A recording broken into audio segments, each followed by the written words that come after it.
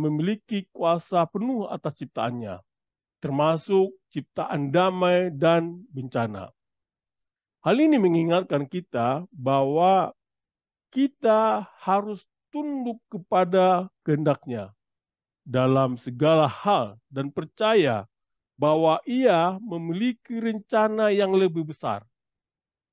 Pesan ini juga adalah bahwa Allah menggunakan pemimpin dan peristiwa, baik yang dianggap baik maupun buruk, untuk mencapai tujuannya. Halo, selamat pagi semuanya. Apa kabar? Baik, sehat-sehat semuanya. Semoga Bapak-Bapak dan Ibu, para personal, dimanapun berada pada hari ini, semua dalam keadaan baik dan sehat. Baik, sebelum kita membacakan firman Tuhan, mari kita berdoa. Ya Tuhan Bapa, puji syukur Tuhan, kembali lagi kami ucapkan kepadamu Tuhan, karena Engkau telah bersama dengan kami hingga pada saat ini. Ya Tuhan Bapa, kami hendak mendengarkan firman-Mu Tuhan, ajari kami Tuhan, turunkanlah Roh Kudus-Mu Tuhan, supaya kami dapat menjelaskannya dan memberitakan firman-Mu itu, firman-Mu dengan baik ya Tuhan. Ya Tuhan Bapa, terpujilah nama-Mu Tuhan, di dalam nama anak-Mu, Kristus Yesus Tuhan kami. Amin. Saudara-saudara yang terkasih di dalam nama Tuhan Yesus Kristus, nats yang kita baca saat ini diambil dari Yesaya 45 ayat 1 hingga 7. Demikian bunyinya. Tuhan memakai Kores sebagai alatnya. Beginilah firman Tuhan. Inilah firmanku kepada orang yang kuurapi, kepada Kores yang tangan kanannya kupegang, supaya aku menundukkan bangsa-bangsa di depannya dan melucuti raja-raja, supaya aku membuka pintu-pintu di depannya, dan supaya pintu-pintu gerbang tidak tinggal tertutup. Aku sendiri hendak berjalan di depanmu, dan hendak meratakan gunung-gunung, hendak memecahkan pintu-pintu tembaga, dan hendak mematahkan palang-palang besi. Aku akan memberikan kepadamu harta benda yang terpendam dan harta kekayaan yang tersembunyi, supaya engkau tahu bahwa akulah Tuhan Allah Israel yang memanggil engkau dengan namamu. Oleh karena hambaku Yakub dan Israel, pilihanku, maka aku memanggil engkau dengan namamu, menggelar engkau, sekalipun engkau tidak mengenal aku. Akulah Tuhan dan tidak ada yang lain. Kecuali aku tidak ada Allah. Aku telah mempersenjatai engkau, sekalipun engkau tidak mengenal aku. Supaya orang tahu dari terbitnya matahari sampai terbenamnya bahwa tidak ada yang lain di luar aku. Akulah Tuhan dan tidak ada yang lain. Yang menjadikan terang dan menciptakan gelap. Yang menjadikan nasib mujur dan menciptakan nasib malang. Akulah Tuhan yang membuat semuanya ini. Demikianlah firman Tuhan, berbahagialah orang yang mendengarnya dan memeliharanya. Amin. Saudara-saudara yang terkasih, ketika kita membaca dari Yesaya 45 ayat 1 sampai 7 ini, eh, Bapak-bapak dan Ibu eh, dalam posisi sekarang pernah mungkin mengalami atau menghadapi keterpurukan. Bagaimana Bapak-bapak dalam menghadapi keterpurukan tersebut? Apakah Bapak-bapak akan menjadi orang yang putus asa, atau apakah Bapak dan Ibu selalu bersyukur kepada Tuhan atas semua yang telah Bapak dan Ibu capai? Saya mengutip dari Rick Warren mengatakan, happy moment, praise God. Difficult moments, seek God. Quiet moments, worship God. Painful moments, trust God. Every moment, thanks God. Bapak-bapak dan Ibu para profesional dimanapun berada pada malam hari ini. Kita telah membaca bahwa Yesaya 45 ayat 1 sampai 7 ini, ayat ini ditulis oleh Yesaya, Nabi Yesaya. Di sini di Yesaya 45 ayat 1 sampai 7 ini, Tuhan memberi pesan kepada Nabi Yesaya untuk disampaikan kepada orang Yahudi pada masa itu. Dan ini buku ini ditulis sekitar 2500 tahun yang lalu, yaitu ketika orang-orang Yahudi pada saat itu ada di tanah pembuangan, di tanah bangsa Babel. Jadi pada saat itu bangsa Yahudi berada dalam masa-masa yang sulit, dan mereka bangsa Yahudi adalah menjadi tawanan. Dan namun pada saat itu seorang raja, seorang penguasa Persia yang kuat yang bernama Quraisy Agung pada saat itu naik ke takhta kekuasaan. Nah, pada saat itu kita lihat menurut Wikipedia, saya bisa catat di sini siapa sih Quraisy itu. Jadi Quraisy itu adalah dia seorang raja di raja Iran ya, berkuasa sampai tahun 530 sebelum Masehi. Dan sebelum menjadi raja di raja Iran, Quraisy adalah raja daerah Persia, yaitu sebuah kawasan di Iran Selatan, sehingga negaranya juga disebut Kekaisaran Persia oleh bangsa-bangsa non-Iran. Pada masa kekuasaannya, dia menyatukan berbagai peradaban di timur dekat kuno, termasuk menaklukkan Media, kalau sekarang itu Iran, Lydia, sekarang itu Turki, dan Babilonia, dan sekarang itu adalah Irak. Jadi kekaisarannya itu membentang dari Laut Tengah di barat sampai Sungai Indus di timur. Dan pada saat itu Quraisy sangat terkemuka, baik atas perannya sebagai negarawan maupun sebagai prajurit. Juga dia menciptakan suatu infrastruktur politik.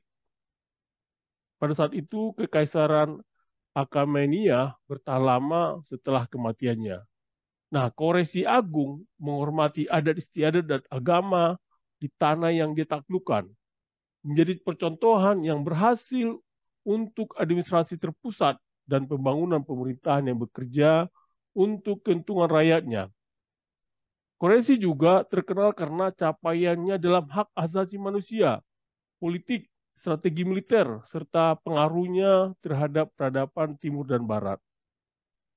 Nah, di sini menurut kitab suci Yahudi maupun di dalam Alkitab terkait titahnya untuk mengembalikan orang-orang buangan, termasuk bangsa Yahudi. Jadi ketika itu dia membuat titah supaya orang-orang Yahudi dikembalikan ke bangsanya, kembali ke tanah air mereka masing-masing, serta mengizinkan bangsa Yahudi membangun kembali bait suci di Yerusalem.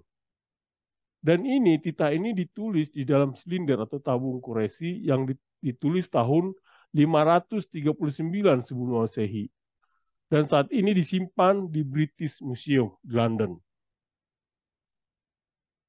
Nah, di sini Tuhan memilih Quraisy dan memberinya kekuatan untuk mengalahkan Babel dan memungkinkan orang-orang Yahudi untuk kembali ke tanah mereka. Jadi ketika di sini, kenapa dia Quraisy jadi pemimpin? Itu adalah Tuhan yang memilih Quraisy. Ini berarti Quraisy adalah alat yang dipilih oleh Tuhan untuk membebaskan orang-orang Yahudi. Jadi kalau kita lihat pesan apa yang terdapat di ayat ini adalah bahwa Tuhan memiliki kendali atas sejarah dan dia dapat menggunakan siapa saja, termasuk penguasa non-Yahudi seperti Quraisy, untuk memenuhi rencananya. Ini memberikan harapan kepada orang-orang Yahudi yang hidup dalam masa pembuangan. Di sini juga di ayat ini, Tuhan tidak akan meninggalkan bangsa Yahudi selamanya. Dan Tuhan akan membawa mereka kembali ke tanah mereka dan memulihkan mereka. Ini adalah pesan kasih dan kuasa Tuhan.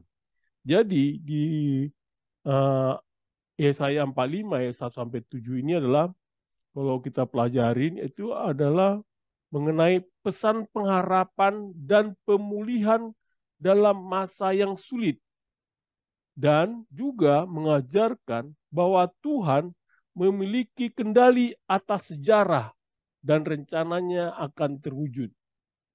Di sini juga mendapat pesan buat kita, yaitu bahwa orang-orang Yahudi pada saat itu juga memiliki makna teologis dalam tradisi Kristen, di mana beberapa orang melihat hubungan antara Quraisy sebagai pembebas dan penyelamat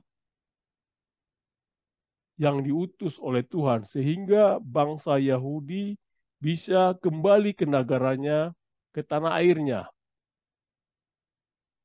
Lalu apa yang kita bisa lihat di sini dari Yesaya 45 ayat 1 sampai 7 ini, agar dapat diterapkan oleh bapak-bapak sebagai profesional maupun sebagai pimpinan perusahaan, agar dapat menjadi alat Tuhan untuk tujuan Allah. Ada 3 hal yang kita lihat di sini. Pertama adalah pengangkatan dan kepemimpinan oleh Allah. Yang kedua, Allah sebagai satu-satunya Allah yang maha kuasa.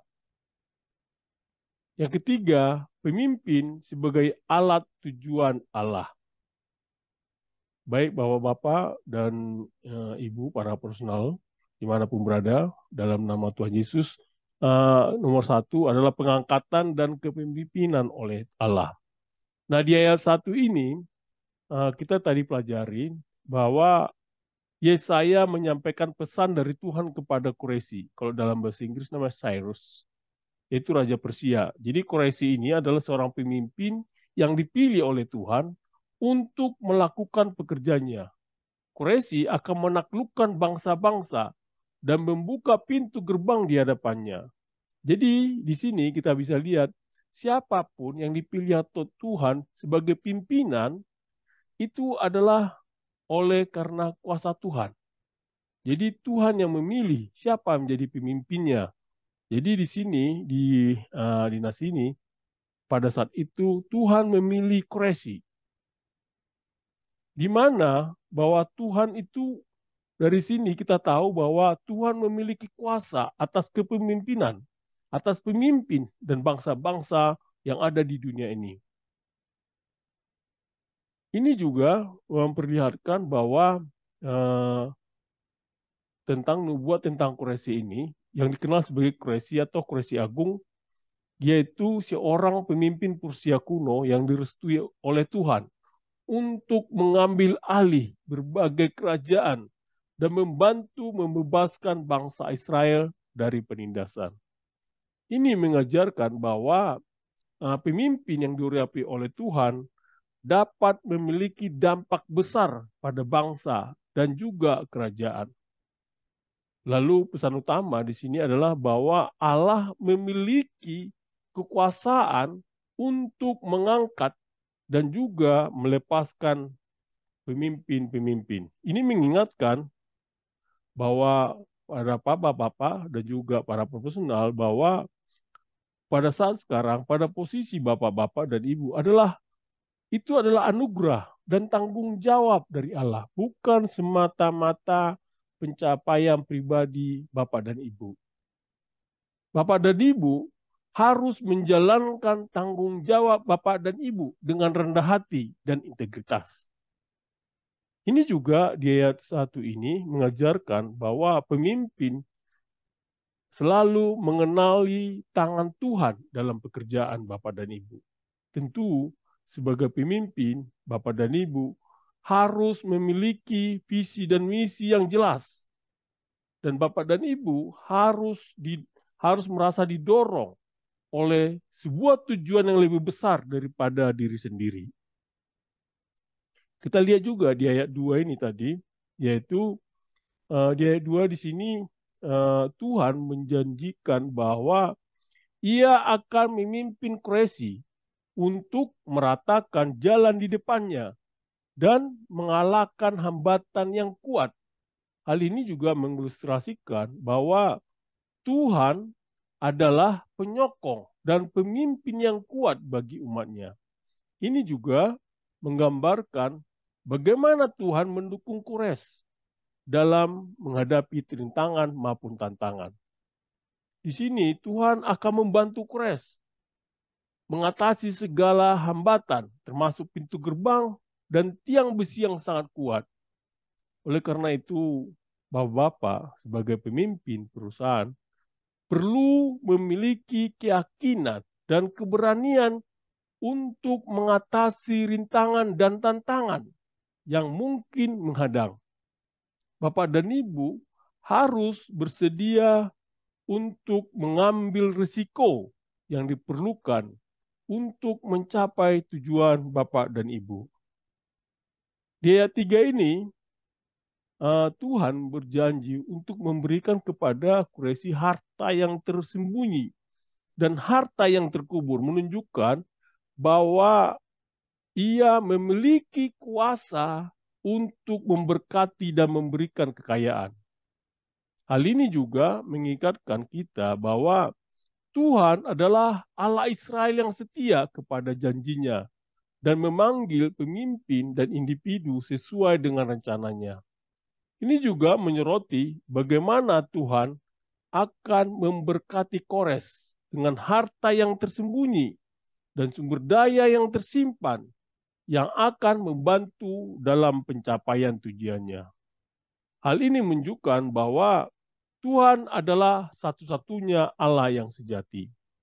Sebagai pemimpin perusahaan, perlu bapak-bapak dan ibu perlu mendorong inovasi dan kreativitas dalam tim bapak dan ibu.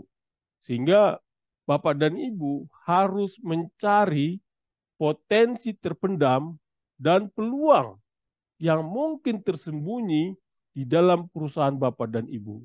Sehingga bisa berkembang dan berkembang. Di ayat 4 ini, kalau kita lihat lagi, yaitu Tuhan menegaskan bahwa Ia memilih Israel sebagai umatnya dan memanggil Quraisy untuk tujuannya. Meskipun Quraisy mungkin tidak mengenal Tuhan sebelumnya, ia tetap dipilih dan diberi tugas oleh Tuhan. Ini menggarisbawahi bahwa Tuhan telah memilih Kores bahkan sebelum ia mengenal Tuhan secara pribadi. Pemimpin yang diangkat oleh Tuhan dapat memiliki dampak besar, bahkan jika awalnya mereka tidak memiliki pengetahuan agama. Lalu kita bisa lihat di sini bahwa hal ini menekankan pentingnya merespon panggilan dan potensi yang ada dalam organisasi Bapak dan Ibu. Tentu sebagai pemimpin, Bapak dan Ibu harus memotivasi dan menginspirasi tim Bapak dan Ibu untuk dapat merasa memiliki dan berkomitmen terhadap visi dan tujuan perusahaan Bapak dan Ibu. Lalu poin-poin apa yang kita bisa pelajari dari ayat 1 sampai ayat 4 tadi itu, yang pertama adalah Allah memiliki kuasa dan otoritas tinggi.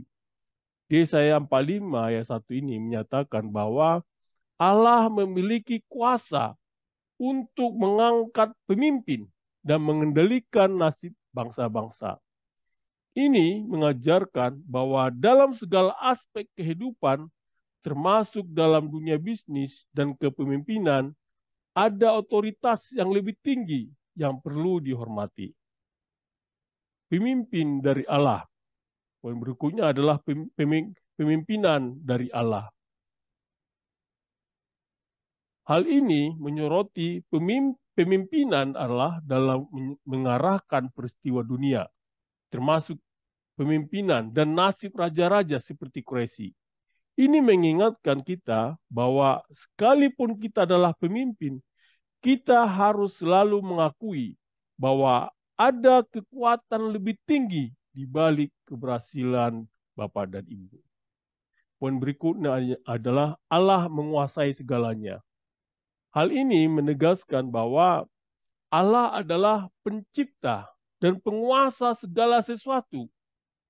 Hal ini penting untuk diingat oleh para pemimpin dan para profesional karena mengingatkan Bapak dan Ibu bahwa keberhasilan dan kekuasaan Bapak dan Ibu ada dalam tangan Allah. Poin berikutnya adalah Allah menghapus hambatan. Di Yesaya 45 ayat 2 menggambarkan bagaimana Allah akan menghapus hambatan dan rintangan yang ada di depan pemimpin, dalam konteks ini Quraisy. Hal ini mengajarkan bahwa ketika kita bertindak dengan niat baik dan bimbingan yang benar, Allah dapat membuka jalan untuk mencapai tujuan kita. Poin berikutnya adalah kemampuan untuk mengatasi rintangan. Di sini, Allah berjanji untuk meratakan pegunungan yang berbukit dan memecahkan rintangan seperti pintu gerbang tembaga. Ini mengajarkan bahwa dengan tekad dan juga dengan cara yang tepat, kita dapat mengatasi rintangan yang tampaknya tidak mungkin. Poin berikutnya adalah pengakuan kebijaksanaan Tuhan. Di sini, ketika Allah mengurapi Quraisy untuk menundukkan bangsa-bangsa dan membuka pintu-pintu gerbang, di sini kita lihat poinnya adalah kepada para personal dan juga pemimpin perusahaan perlu mengakui bahwa keberhasilan dan kesejahteraan datang dari Allah. Bapak dan Ibu harus merasa bertanggung jawab atas kekuasaan dan kebijaksanaan yang diberikan kepada Bapak dan Ibu. Poin berikutnya adalah harta tersembunyi. Dari ayat 3 ini tadi kita lihat bahwa Allah berjanji untuk memberikan harta yang tersembunyi. Ini mengajarkan pentingnya mencari peluang, solusi, dan potensi yang mungkin tersembunyi dalam situasi bisnis. Poin berikutnya adalah pemilihan Allah. Sesuai dengan di ayat 4 tadi, Allah memilih Quraisy yang belum mengenalnya. Ini mengingatkan kita bahwa pemimpin dan profesional mungkin ditempatkan di posisi tertentu oleh Allah untuk tujuannya. Pemimpin perusahaan perlu mengakui panggilan Bapak dan Ibu dan memimpin dengan integritas. Meskipun Bapak dan Ibu mungkin belum memiliki pengetahuan yang lengkap tentang bisnis Bapak dan Ibu.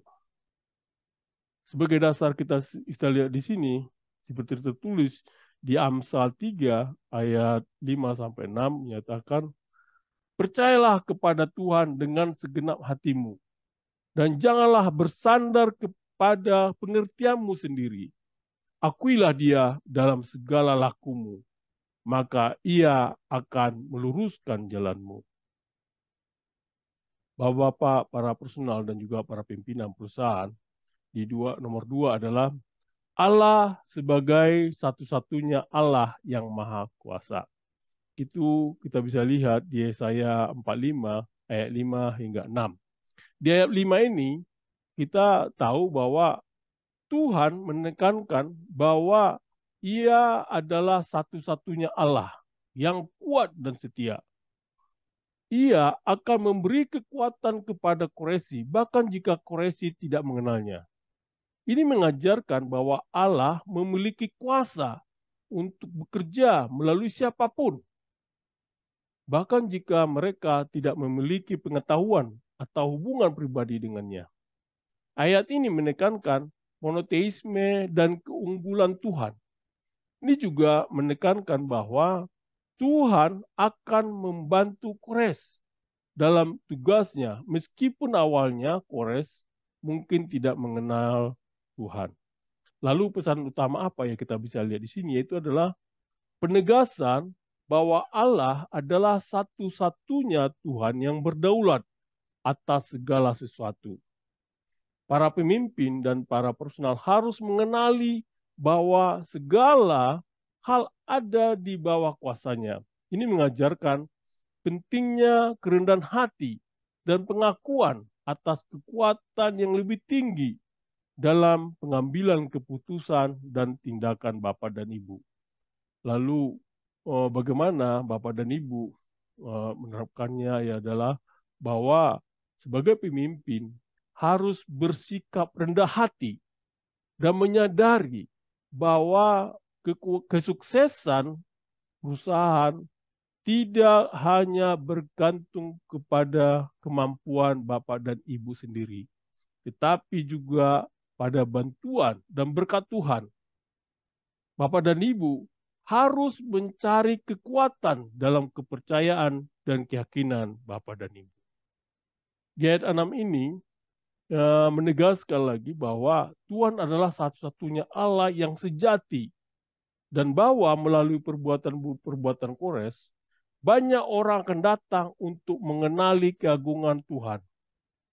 Ayat ini menunjukkan bahwa tujuan Tuhan dalam memilih Koresi adalah agar seluruh dunia dapat mengetahui bahwa Ia adalah satu-satunya Allah yang benar. Ini mengajarkan tentang universalitas iman dan penyembahan kepada Allah yang akan dikenal oleh orang-orang dari seluruh penjuru dunia.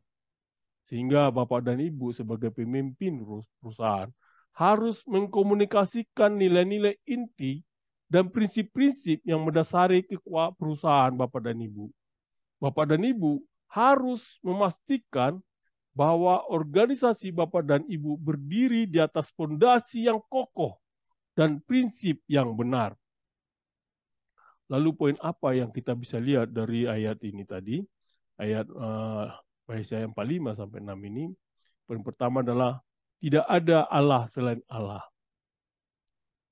Hal ini menggarisbawahi bahwa hanya ada satu Allah dan tidak ada yang lain. Dalam bisnis dan kepemimpinan, pesan ini dapat diinterpretasikan sebagai pentingnya integritas, kejujuran, dan moralitas. Allah adalah sumber segala kebaikan dan keadilan. Poin berikutnya adalah pemimpin yang berkemauan baik. Ayat ini menggambarkan Koresi sebagai pemimpin yang mendapat dukungan Allah karena tujuan baiknya, yaitu memulihkan bangsa Israel. Hal ini mengajarkan kepada para pemimpin bahwa memiliki niat baik dan bertindak dengan kebijakan dan integritas adalah prinsip yang penting dalam kepemimpinan. Poin berikutnya adalah Allah sebagai satu-satunya Allah. Pasal ini menegaskan bahwa hanya ada satu Allah yang layak disembah dan tidak ada yang lain. Hal ini dapat menjadi pengingat pentingnya bagi para profesional dan juga pimpinan perusahaan untuk memprioritaskan nilai-nilai dan etika yang sesuai dengan keyakinan Bapak dan Ibu. Poin berikutnya adalah satu-satunya Allah, yaitu di ayat 45 dan 6. Allah adalah satu-satunya Tuhan dan tidak ada yang lain. Ini menekankan eksklusivitas dan keagungan Allah. Bapak-bapak sebagai profesional dan juga pemimpin perusahaan perlu memahami bahwa keberhasilan Bapak dan Ibu bergantung padanya dan harus beroperasi dengan moral dan integritas yang tinggi. Poin berikutnya adalah kepemimpinan kehendak Tuhan. Para pemimpin harus mengenali bahwa kepemimpinan Bapak dan Ibu diarahkan oleh kehendak Tuhan. Dan Bapak dan Ibu harus mencari petunjuknya dalam membuat keputusan penting. Poin berikutnya adalah kepemimpinan yang bersifat ilahi. Kepemimpinan yang efektif adalah yang mencerminkan karakter ilahi Tuhan, seperti keadilan, kebijaksanaan, dan kasih. Seperti tertulis di dalam 1 Korintus 10 ayat 31, disebutkan, aku menjawab, jika engkau makan atau jika engkau minum, Atau jika engkau melakukan sesuatu yang lain, lakukanlah semuanya itu untuk kemuliaan Allah. Yang ketiga adalah pemimpin sebagai alat tujuan Allah. Di ayat 7 ini mengingatkan bahwa Tuhan adalah pencipta segala sesuatu, baik yang baik maupun yang buruk, dan bahwa semua tindakan dan peristiwa ada dalam rencananya. Ayat terakhir ini mengajarkan bahwa Tuhan adalah pencipta segala sesuatu, baik yang baik maupun yang buruk. Ini memiliki kuasa penuh atas ciptaannya, termasuk ciptaan damai dan bencana. Hal ini mengingatkan kita bahwa kita harus tunduk kepada kehendak-Nya dalam segala hal dan percaya bahwa Ia memiliki rencana yang lebih besar. Pesan ini juga adalah bahwa Allah menggunakan pemimpin dan peristiwa, baik yang dianggap baik maupun buruk, untuk mencapai tujuannya. Para pemimpin dan profesional harus memahami bahwa Bapak dan Ibu adalah alat dalam tangan Tuhan untuk mewujudkan rencananya. Ini juga mengingatkan bahwa Bapak dan Ibu untuk selalu bertindak dengan bijaksana, integritas, dan kebijakan dalam setiap tindakan dan keputusan yang Bapak Ibu lakukan. Bapak-bapak sebagai profesional juga perlu memahami bahwa dalam bisnis selalu ada tantangan dan kesempatan. Bapak dan Ibu harus siap menghadapi keterpurukan dan merayakan kesuksesan sambil selalu bersyukur kepada Tuhan atas semua yang telah Bapak dan Ibu capai. Lalu poin penting apa yang kita bisa lihat di sini? Yang pertama adalah Allah mengendalikan semua hal. Yesaya 45 ayat 7 ini menegaskan bahwa Allah adalah pencipta segala sesuatu, baik terang maupun gelap, selamat maupun celaka.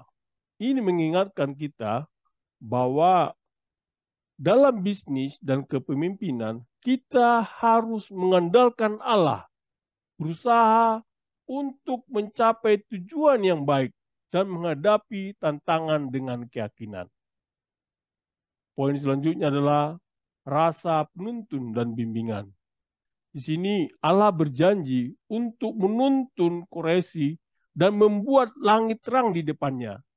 Ini mengingatkan para pimpinan untuk mencari bimbingan, termasuk bimbingan spiritual dalam peran Bapak dan Ibu dalam menghadapi tantangan. Poin berikutnya adalah pemberian sumber daya. Di sini Allah berjanji untuk memberikan kekayaan dan harta benda kepada Quraisy. Ini mencerminkan pentingnya pengelolaan sumber daya dengan bijaksana dalam konteks bisnis dan profesional.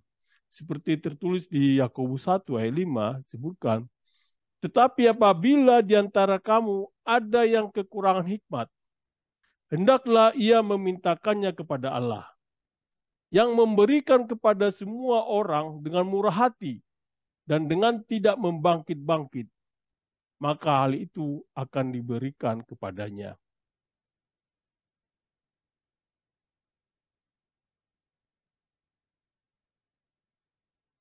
Lalu di Yesaya 45 ayat 1 sampai 7 ini mengajarkan kita bahwa seorang pemimpin harus memiliki visi yang jelas, berkomitmen untuk mengatasi rintangan, mengandalkan nilai-nilai yang benar, bijaksana dalam pengambilan keputusan, dan menyadari bahwa Bapak dan Ibu bukan satu-satunya sumber keberhasilan.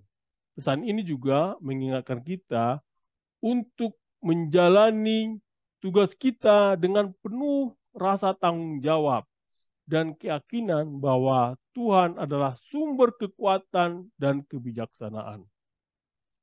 Pesan lainnya dari Yesaya 45 ayat 1 sampai 7 ini mengajarkan pentingnya kerendahan hati, pengakuan atas kekuasaan yang lebih tinggi, dan kesadaran bahwa tindakan dan keputusan Bapak dan Ibu harus selaras dengan nilai-nilai moral dan etika. Dan pemimpin perusahaan harus bertanggung jawab tidak hanya kepada pemegang saham, tetapi juga kepada prinsip-prinsip yang lebih tinggi yang mencakup kesejahteraan umum dan keadilan sosial. Pesan ini juga mengajarkan pentingnya mencari tujuan yang lebih besar dan bagaimana pemimpin menjadi instrumen bagi pemenuhan tujuan tersebut. Stay professional. Amin. Tuhan Allah Bapa, kami telah mendengarkan firman-Mu Tuhan. Ajari kami Tuhan, supaya kami selalu rendah hati ya Tuhan, untuk selalu mendengarkan Engkau sebagai pimpinan kami Tuhan. Di dalam kami saat ini sebagai pimpinan maupun sebagai profesional, kami selalu mengandalkan Engkau Tuhan, selalu meminta petunjuk-Mu di dalam membuat keputusan-keputusan apa yang kami lakukan. Tuhanlah Bapa, terpujilah nama-Mu Tuhan, demi nama anak-Mu, Kristus Yesus Tuhan kami. Amin.